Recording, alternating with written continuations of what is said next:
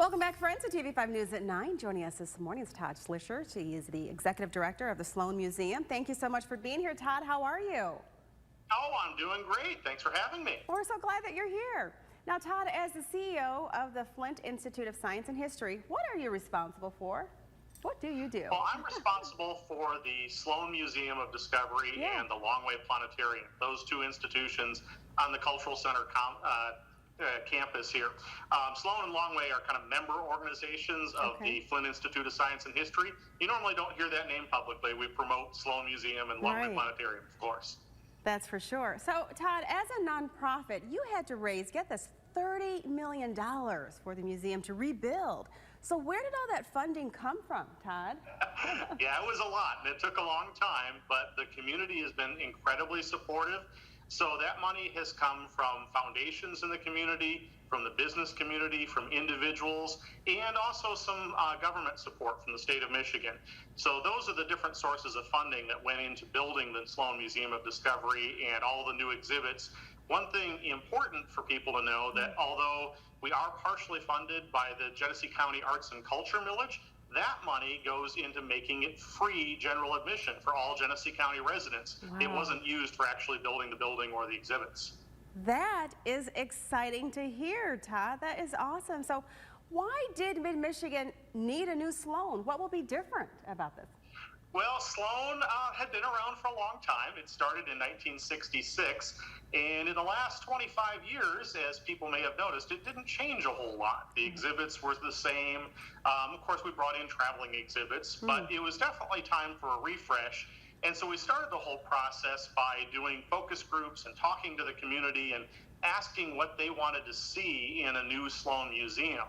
And that's where we got the concept for the new Sloan Museum of Discovery, a museum that was more hands-on, immersive, covered both science and history topics, and that's what's led us to this path that we're almost open. So you decided the community wanted a new museum, so you did focus groups, you said, and also surveys. Tell us a little bit about that. Yeah, we really did a kind of important process where we contacted different groups in the community. We assembled different focus groups from different areas of the community and really tried to make it a very inclusive process to make sure that all voices were heard. We want the new Sloan Museum of Discovery to be here for everybody, for everyone to feel welcome. And to do that, we needed to make sure that we got everybody's input. So we did a pretty extensive process up front before going through the design of the new museum and deciding what exhibits. And even during the process, we had different advisory groups that were advising us on the history gallery and the stories that went in there, or the science gallery and what topics we should cover. So we feel like we've done a very good job, and we can't wait to make this available for the whole community to see and enjoy. Yes, it's awesome. You know what, Todd? What I'm so excited about is this part, the hands-on part. You wanted the new museum to be hands-on and interactive. So what was your motivation to design it that way?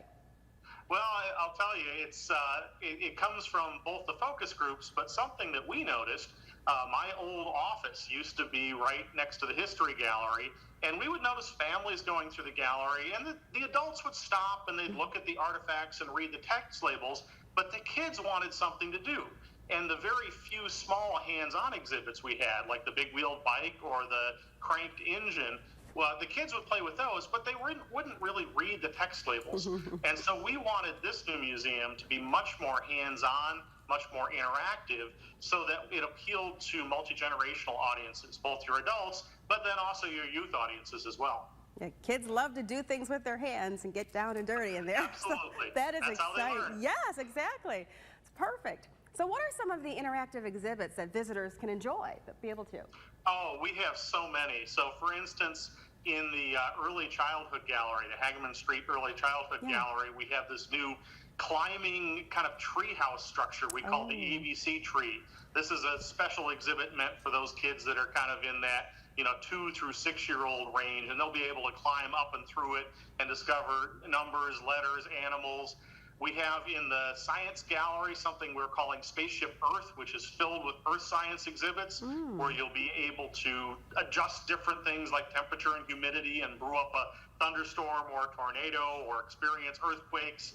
And even in the history gallery, we still do have a lot of artifacts in there, but even in there are interactive exhibits throughout, like a pack your wagon exhibit, like you're going from the East Coast traveling to Michigan. And we have lots of stories in there through AV story stones that different stories will pop up. So the whole experience is meant to be much more interactive throughout the museum. And I can tell you are totally excited about this, Todd. Absolutely. So passionate. It sounds exciting. Okay, so Todd, and we understand, listen to this, you have a World War II Hellcat tank destroyer in your collection that just arrived. So where will the tank be displayed, and what history does this Hellcat tell of Mid-Michigan? Yes, the tank, this is the Wildcat tank that was built by Buick for World War II. They were a light tank destroyer that could travel very fast at 55 miles an hour, and they would loop around the main heavy tanks and hit the Germans from behind in World War II. Oh my goodness. We acquired one back in the 1990s, restored it, and although it's been on display occasionally over at the Buick Gallery, a lot of people haven't seen it. So it's getting a prominent location front and center in a special spot in the History Gallery that we're calling Flint During Wartime, that will cover Flint's contributions to World War I, World War II, other conflicts as well. But the Hellcat tank destroyer is the main centerpiece of that exhibit, and everybody can come and get a look. What's interesting about that tank, it actually runs, and we bring it in and out. We actually ran it right into the museum and brought it when we brought it in just the other day. Oh, I cannot wait to check that out, Todd. So what are some of the other exhibits that are getting installed, some new exhibits?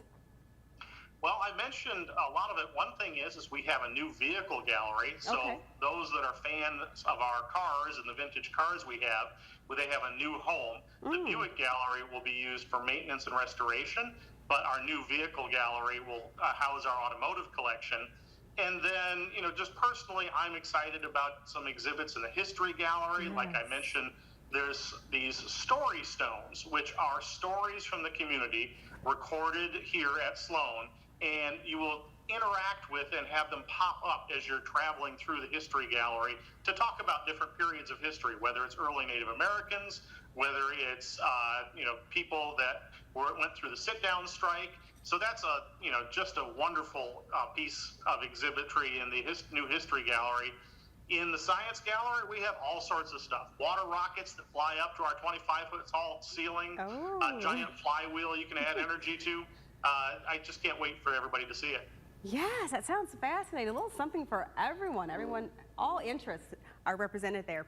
So, Todd, the Sloan Museum and the Longway Planetarium employ many educators. So how will your education staff help kids learn about science and history? Yeah, we have a pretty large education staff. I think we're up to about 25 people now. Wow. And those individuals interface with schools, libraries, community centers, churches, where have you, to go out and perform programs in science and social studies and history. We serve about 60,000 school kids every year through Sloan and Longway, and we expect that number will increase to about 90,000 with the opening of the new Sloan Museum and Discovery.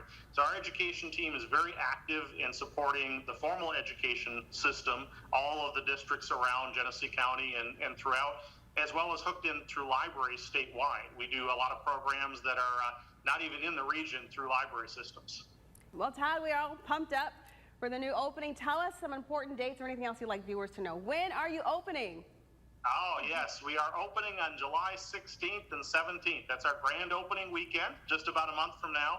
We are so excited to welcome everybody down. We're going to have a big event with food trucks and balloons and face painting and all of the new exhibits that you'll be able to experience at the Sloan Museum of Discovery. So come join us for that, or if you can't make that weekend, we'll be open right after that every day except Monday.